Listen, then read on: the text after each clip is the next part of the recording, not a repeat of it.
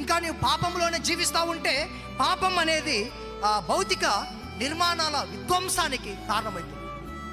ఏంటంట పాపము దేనికి దారి తీస్తుందంటే భౌతిక నిర్మాణాల విధ్వంసానికి, ఆధ్యాత్మిక క్షేత్రమైనటువంటి దేవాలయం యొక్క విధ్వంసానికి కూడా కారణమైంది ఆ రోజుల్లో పాపం.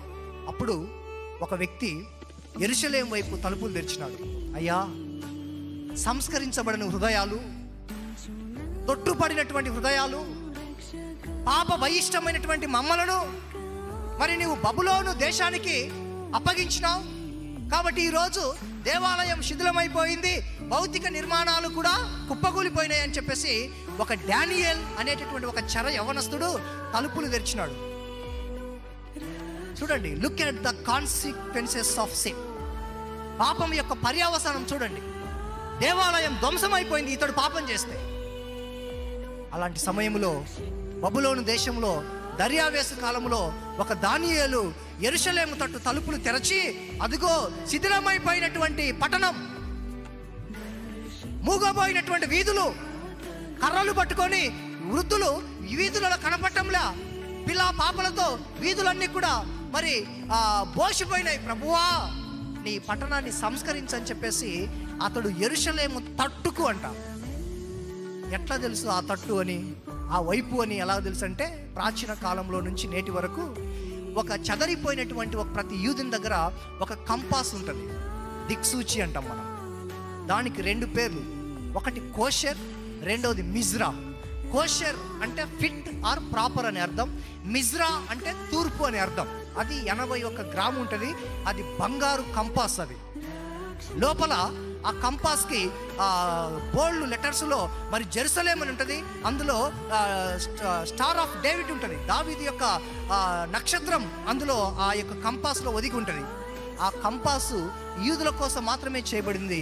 అది ప్రపంచంలో ఏ దిక్కులో నుంచి అయినా కానీ అది యెరూషలేమును మాత్రము చూపించే కంపాస్. అది ఎంత see how the people were prepared, ఎంత గొప్పగా వాళ్ళ దేశం కొరకు వారు ప్రిపేర్ అయినారో చూడండి. వాళ్ళ దేశము ఏ దిక్కులో ఉందో కనుక్కోవడానికి కేవలం వాళ్ళ కోసం మాత్రమే ప్రతి పాయింట్లో, ప్రతి మూలలో, ప్రతి లోయలో నుంచి యెరూషలేము యొక్క ఆ పాయింట్ మాత్రమే చూపించేటటువంటి మిజ్రా అనేటటువంటి ఆ యొక్క దిక్సూచి, ఆ యొక్క కంపాస్. యెరూషలేము తట్టుకు దానియేలు తలుపులు తెరచి, నీ ప్రజలు సంస్కరించబడలే, పాపం యొక్క పర్యవసానం, మరి దేవాలయం ధ్వంసమైపోయింది, వీధులు మూగబోయినాయి, ప్రభువా సంస్కరించు అని చెప్పేసి ప్రార్థన చేశాడు. ఈరోజు మన హృదయాలు సంస్కరించబడకుంటే, మన హృదయాలు ఈరోజు పాపము చేత ఉంటే, బైబిల్లో మరి పాత నిబంధన గ్రంథంలో ఒక మాట ఉంటుంది. ఒక కుమారుడు, ఒక యవనస్తుడు అనేటువంటి ఒక కుమారుడు వాళ్ళ తల్లి మాట, తండ్రి మాట వినకుండా తాగుడుకు అలాగే బానిసయ్యి, ఎవరి మాట వినకుండా వారి మీద, తల్లిదండ్రుల మీద దాడి చేస్తూ, వారిని కొడుతూ, వాళ్ళని దూషిస్తూ ఉంటే ఆ వ్యక్తిని మరి పెద్దల దగ్గరికి తీసుకొని వెళ్ళి, ఏంటంట ఆ యవనస్తుని పెద్దల దగ్గరికి తీసుకొని వెళ్ళి పంచాత పెట్టించి మోషే ధర్మశాస్త్రం ప్రకారం ఆ వ్యక్తిని రాళ్లతో కొట్టండి అనేటటువంటి మాట మనకు పాత నిబంధన గ్రంథంలో చూస్తాం. అంటే ఒక యవనస్తుడు తల్లిదండ్రుల మీద తిరుగుబాటు చేసి వాళ్ళని కొడుతూ ఏ పనికి అలాగే ఏ ప్రొఫెషన్కి వెళ్లకుండా ఇలాగా ఆ కుటుంబంలో అలజడి సృష్టిస్తే ఆ వ్యక్తిని మోషే ధర్మశాస్త్రం ప్రకారం రాళ్లతో కొట్టి చంపండి అని అంటే, ఇదే యేసు ప్రభుల వారు ఎలాగ రిఫార్మ్ చేసినాడంటే, అన్న పొలంలో నుంచి వచ్చినాడు, తమ్ముడు లోకంలో నుంచి వచ్చినాడు. అన్న పొలంలో నుంచి వచ్చినాడు, తమ్ముడు లోకంలో నుంచి వచ్చినాడు. కానీ ఈ యవనస్తుడు కూడా, లోకంలో నుంచి వచ్చినటువంటి ఈ యవనస్తుడు కూడా మరి పాత నిబంధనలో గ్రంథంలో చెప్పబడినటువంటి ఆ యవనస్తుని లాంటి వాడే, తల్లిదండ్రుల మీద తిరుగుబాటు చేసిన వాడే, అంతా వారి యొక్క ఆస్తి మొత్తాన్ని వేస్ట్ చేసిన వ్యక్తే. కానీ ఇలాంటి ఈ యొక్క వ్యక్తి మరి లోకంలో నుంచి వస్తే తండ్రి అంటా ఉన్నాడు, ఇతడు చచ్చిపోయి మరలా బ్రతికెను, తప్పిపోయి మరలా దొరికెను.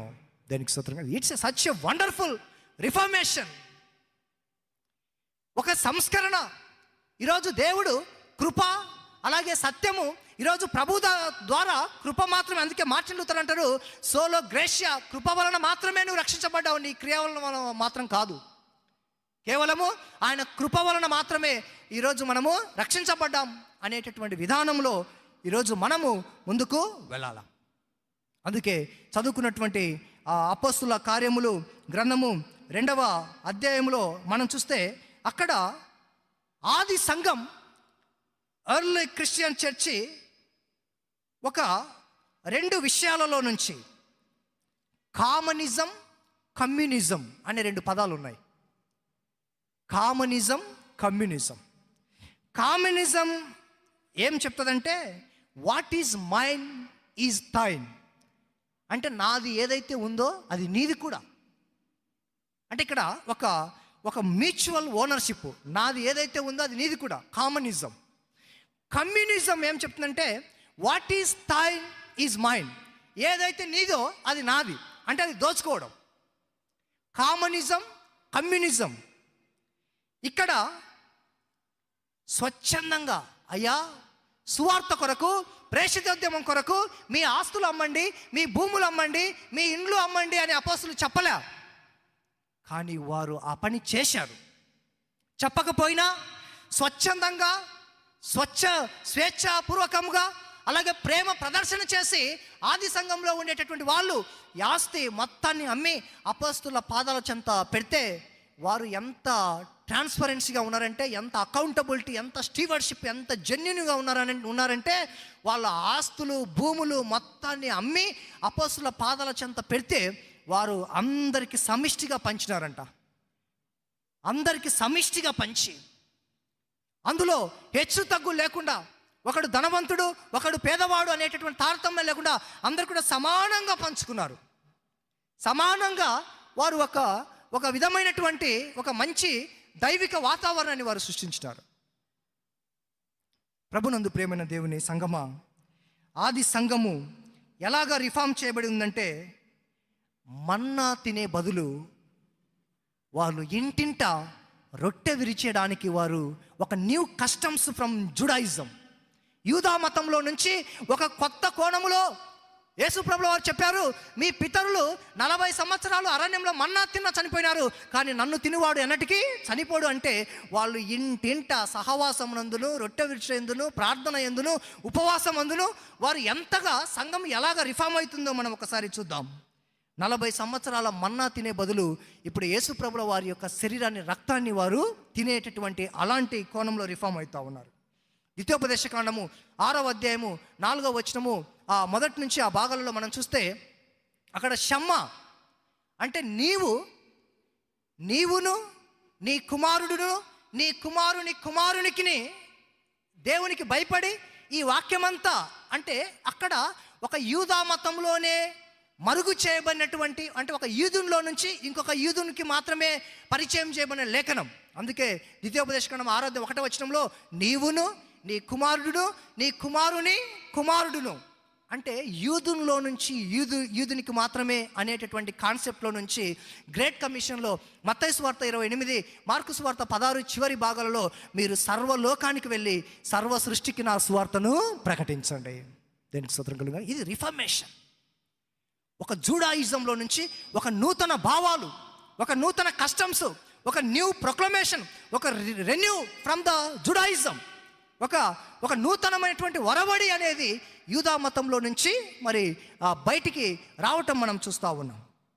అలాగే మనం చూస్తే సున్నతి నుంచి 8 రోజుల బాలుడు సున్నతి పొందాలా, కానీ కొత్త నిబంధన వచ్చేసరికి బ్యాప్టిజం అనేటటువంటి సంస్కారం నీకును, నీ పిల్లలకును, వృద్ధులకును, స్త్రీలకును, పురుషులకును, అలాగే పరదేశులకును, దూరదేశంలో ఉండే ప్రతి వాడు కూడా ఈ యొక్క బాప్తిస్మ అనేటువంటి సంస్కారాన్ని మీరు పొందాలా. కాబట్టి యూదా మతంలో నుంచి సంఘం వేరవుతూ ఉంది. యూదా మతంలో నుంచి, యూదా కస్టమ్స్లో నుంచి, యూదా ఆచార సాంప్రదాయంలో నుంచి మరి ఆ రోజుల్లో వారి సున్నతి ఆ విషయంలో పడి ప్రధానమైనవి మర్చిపోతూ ఉన్నారు. కాబట్టి కొత్త నిబంధన బ్యాప్టిజం అనేటటువంటి సంస్కారంలోకి ఎలాగ రిఫార్మ్ చేయబడుతుందో మనం ఒకసారి జ్ఞాపకం చేసుకోవాలా.